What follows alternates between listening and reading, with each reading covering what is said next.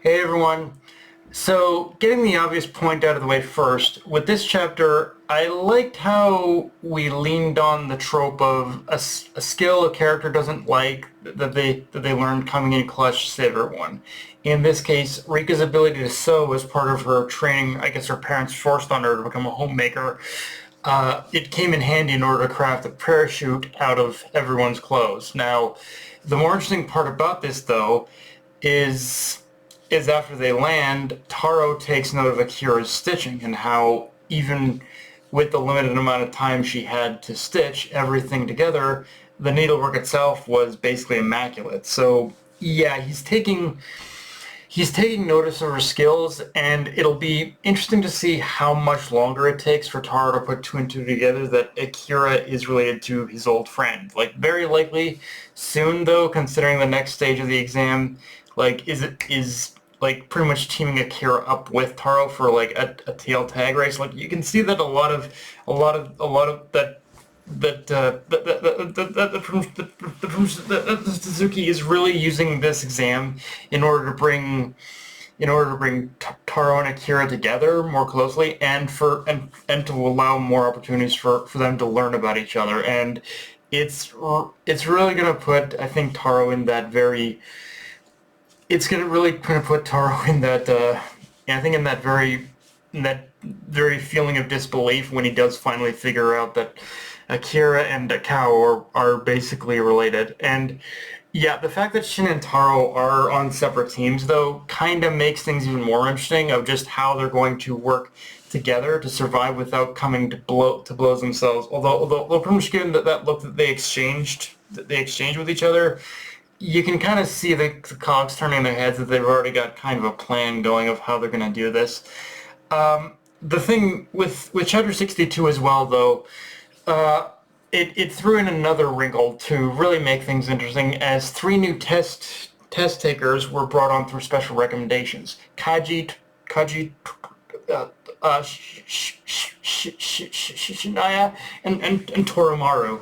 And yeah, they'll Yeah, immediately right at gate, they immediately prove they're nothing to fuck with, as they may be trainees, but they're just as skilled as any other assassin. Something Toromaru herself proved by immediately pinning down that no-name, like, bandana asshole, proving already these three are going to be the biggest obstacle to overcome. And yeah, they're at least going to be the antagonist for this next stage. In saying that, Chapter 62 also cuts back to Uzuki, informing us that he already has informants taking the exam. Now, I say this because I don't think it's these informants are this new trio. Like, Suzuki, I think, made their introduction so over the top that to the point where it's it's kind of too obvious that it's them, which for me personally, I'm even after this chapter, I'm weirdly even more pointed in the direction that at least one of his informants is basically is Khan Aguri, but I get the feeling he's not the only one. Now, part of me is thinking the other one who has joined, who is one of Uzuki's influences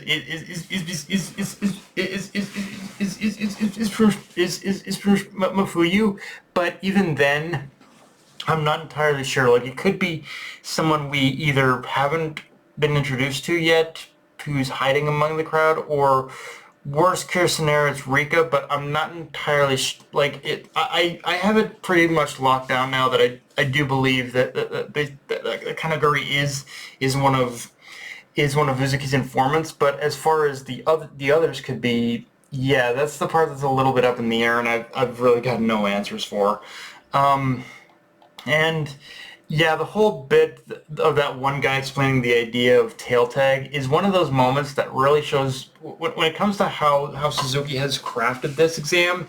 He really did his research for this arc, because yeah, the SERE program is a real thing. Now, whether or not tail tag is a part of that training program or not, I'm not sure, but he is, like, Suzuki is taking these real life influences for this test, and I kind of love it even more for that. Like, the idea of implementing these real life tactical training methods into a manga training arc just adds to that adds that extra little bit more to making it realistic, even among the goofiness that we're going to see mixed in. Like I'm not gonna lie, even though if I had a guess of who's getting eliminated first in the second round, it's Bandana Guy. Like I know it's an obvious choice, and it would be even more hilarious if he actually survived the test, but I find it just kind of funny that he thinks he's gonna be the one tearing the team. Like, motherfucker, you're gonna be lucky enough to get, like, if you don't get eliminated, like, just sit back, let Taro and Rika do their thing, and you'll survive. If you try to get mixed up in the actual mess, you are going to die and you're going to get eliminated, motherfucker. Just saying, just let the professionals work, okay? I'm just telling you right now. But yeah, guys, that's pretty much all I got for this review. If you enjoyed the video, like, comment, subscribe to my Blue Sky, and I was comfortable with the notification bell, the subscribe button, and just share it around, guys. Dark Knight of the Night signing off. Later, everyone.